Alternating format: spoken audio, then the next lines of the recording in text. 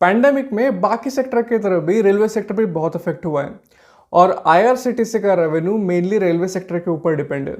फिर भी आज के डेट में आईआरसीटीसी को 37,000 करोड़ का वैल्यूएशन मिल रहा है। अब इस वैल्यूएशन को आईआरसीटीसी जस्टिफाई करती है कि नहीं, ये देखने के लिए हमें सबसे पहले बिजनेस मॉडल और वैल्यूएशन देखना होगा। और मैं 100% श्योर हूँ कि बिजनेस मॉडल में आपको इस कंपनी के बारे में बहुत इंटरेस्टिंग चीजें पता चलने वाली है जो शायद ही आपको पता होगी। अब आईआरसीटीसी का रेवेन्यू मेनली इन 4 सेगमेंट से आता है। इसमें सबसे पहला और बहुत इंपॉर्टेंट सेगमेंट आता है इंटरनेट टिकटिंग का बिजनेस। अब मैं इसे इंपॉर्टेंट इसीलिए कह रहा हूं क्योंकि इस सेगमेंट से प्रॉफिट कंट्रीब्यूशन 71% है। सिर्फ आईआरसीटी ही एक ऐसा प्लेटफॉर्म है जहां से हम लोग ट्रेन की ऑनलाइन टिकट बुकिंग कर सकते हैं। लेकिन अगर आपने ऑब्जर्व किया होगा तो पेटीएम और मेक माई ट्रिप जैसी थर्ड पार्टी एप्लीकेशन भी रेलवे का ऑनलाइन टिकट बुकिंग का ऑप्शन देती है। लेकिन फाइनली ये जो टिकट बुकिंग होती है वो आईआरसीटीसी के थ्रू ही होती है और इसके लिए आईआरसीटीसी कन्वीनियंस फी चार्ज करती है। For example IRCTC non AC ticket booking के लिए 15 रुपीज चार्ज करती है तो एसी टिकट बुकिंग के लिए 30 रुपए चार्ज करती है। लेकिन यहाँ पे भी एक छोटा सा प्रॉब्लम है जो मैं आपको वैल्यूएशन के पार्ट में बताऊंगा। लेकिन उससे पहले और एक इंटरेस्टिंग बात मैं आपको बताता हूँ। करंटली 70 to 80% ट्रेन ऑपरेशनल है इंडिया में as compared to pre covid. लेकिन अगर हम लोग per day online ticket booking की बात करते हैं तो आज के डेट में आईआरसीटीसी के through 9 lakh tickets per day book हो रही है और प्री कोविड में भी 9 लाख टिकट्स ही पर डे बुक हो रही थी। अगर सिर्फ 70 to 80 ट्रेन ऑपरेशनल है तो पर डे बुकिंग का नंबर भी कम होना चाहिए था।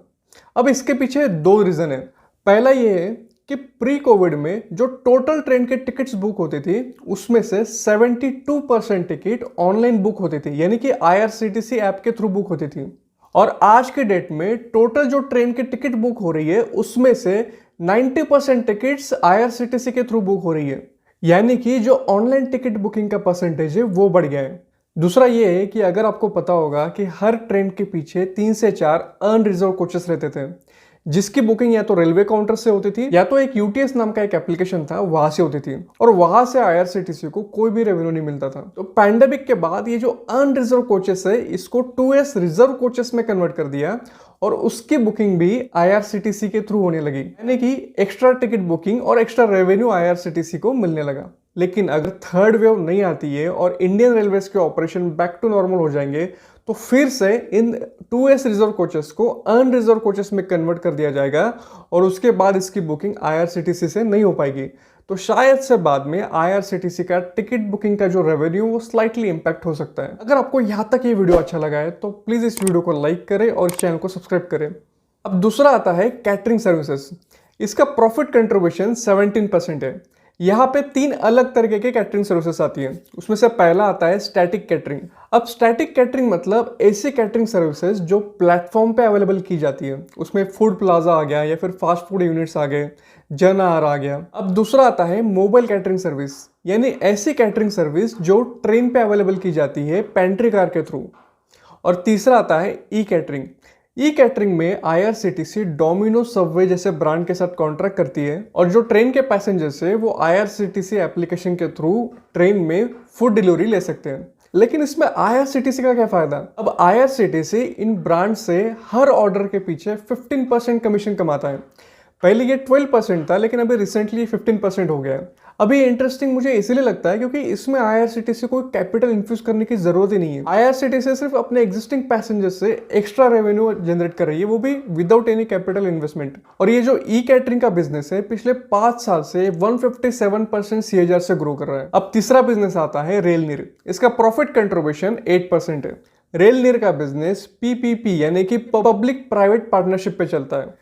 इसमें आईआरसीटीसी शुरुआत में अपने पार्टनर को लैंड और कैपिटल ऑफर करती है और जब प्लान सक्सेसफुली सेटअप हो जाता है तो आईआरसीटीसी अपने पार्टनर से हर साल 40 lakh rupees as a licence fee लेती है। आईआरसीटीसी इन प्लांट से 5 रुपए में 1 लीटर की बोतल परचेस करता है और इसमें जीएसटी लॉजिस्टिक कॉस्ट ऐड होने के बाद सेलर को 10 रुपीज में ट्रांसफर करता है। अगर डिस्टेंस 50 किलोमीटर से ज्यादा होगा तो 10 रुपीज 15 पैसे में ट्रांसफर करता है। अब इस पूरी प्रोसेस में आईआरसीटीसी को एक बोतल के पीछे 1 रुपीज 30 पैसा मिलता है। पिछले साल तक इंडियन रेलवेज की 18 लाख बोतल पर डे की रिक्वायरमेंट थी और आईआरसीटीसी की प्रोडक्शन कैपेसिटी है 14 लाख बॉटल्स पर डे की, यानी कि आप यहाँ पे देख पा रहे हो कि डिमांड तो ज़्यादा है लेकिन आईआरसीटीसी से सप्लाई नहीं हो रहा है। और जहाँ पे आईआरसीटीसी सप्लाई नहीं कर पाती है, सिर्फ उन्हीं जगहों पे बाकी ब्रांड्स की वाटर बॉटल सेल करने की परमिशन है।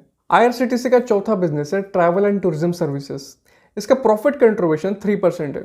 मैं जो आपको प्रॉफिट कंट्रीब्यूशन बता रहा हूँ वो फाइनेंशियल ईयर 1920 के हिसाब से बता रहा हूँ, क्योंकि फाइनेंशियल ईयर 2021 में सिर्फ इंटरनेट टिकटिंग का बिजनेस प्रॉफिटेबल था, बाकी सारे बिजनेस पैंडेमिक की वजह से लॉस मेकिंग थे। अब इस सेगमेंट के अंडर में अलग अलग तरीके के टूर पैकेजेस ऑफर किए जाते हैं, जैसे डोमेस्टिक टूर पैकेज हो गया या इनबाउंड टूरिस्ट टूर हो गया जिसमें महाराजा एक्सप्रेस जैसी लग्जरी ट्रेन आती है, मास टूरिज्म हो गया या फिर एयरलाइन टिकट का जो बिजनेस है वो इसमें काउंट होता है।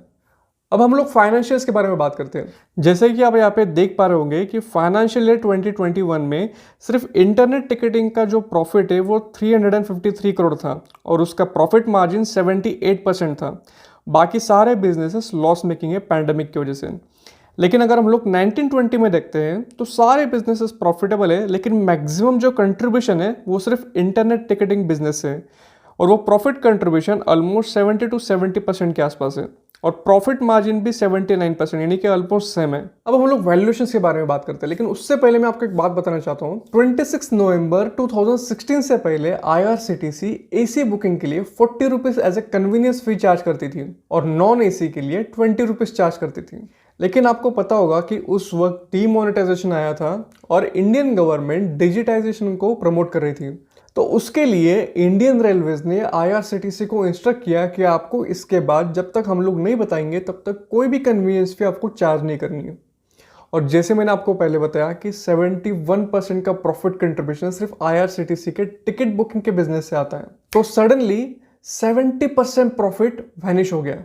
अब इन 3 सालों में आईआरसीटीसी का रेवेन्यू लॉस 2088 करोड़ रुपीस का था और अगस्त 2019 के बाद आईआरसीटीसी ने फिर से कन्वीनियंस फी लेना चालू कर दिया, लेकिन इस बार एसी बुकिंग की कन्वीनियंस फी 10 रुपए से कम हो गई 30 रुपए हो गई और नॉन एसी की कन्वीनियंस फी 5 रुपए से कम हो गई 15 रुपीज हो गई, यानी कि फिर से 30% का रेवेन्यू लॉस। अब मैं आपको ये सारी चीजें इसीलिए बता रहा हूँ क्योंकि आपने बहुत बार सुना होगा कि आईआरसीटीसी में एक मोट है, हाई एंट्री बैरियर है, कोई कंपटीशन भी नहीं है, लेकिन आईआरसीटीसी एक हाईली रेगुलेटेड कंपनी है। अच्छा, और एक बात, ये जो कन्वीनियंस फी मैंने आपको बताई ये अगर आप डेबिट कार्ड या फिर इंटरनेट बैंकिंग से ट्रांजैक्शन करते हैं तो, लेकिन इंडियन गवर्नमेंट ने भीम यूपीआई को प्रमोट करने के लिए अगर आप लोग भीम यूपीआई से ट्रांजैक्शन करते हैं तो वो 30 रुपए की कन्वीनियंस फी फिर से 20 रुपीज हो जाएगी और जो 15 रुपीज की कन्वीनियंस फी वो 10 रुपीज हो जाएगी।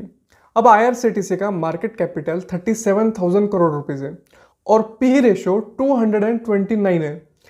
वैसे ये पी रेशो एक्चुअल पिक्चर नहीं दिखाता है क्योंकि पैंडेमिक के वजह से शुरुआत के 2 क्वार्टर आईआरसीटीसी के लॉस मेकिंग थे, फिर कम प्रॉफिट वाले थे। अगर हम लोग प्री कोविड वाला प्रॉफिट अज्यूम करते हैं कि सब ठीक होने के बाद प्री कोविड लेवल पे अगर आईआरसीटी पहुंच जाती है, फिर भी आईआरसीटीसी का पी रेशो मेरे हिसाब से 60 to 70 के आसपास जाता है, जो कि स्लाइटली एक्सपेंसिव भी है। इसलिए आज के डेट में मुझे आईआरसीटीसी स्लाइटली एक्सपेंसिव लगता है। अगर आपको ये वीडियो अच्छा लगा है तो आप प्लीज़ मुझे कमेंट करके बताइए या फिर आप मुझे मेल भी कर सकते हैं जो कि मेरे डिस्क्रिप्शन बॉक्स में है, और आप इस वीडियो को लाइक भी करें ताकि यूट्यूब का एल्गोरिदम बाकी और लोगों को ये वीडियो रिकमेंड कर सके।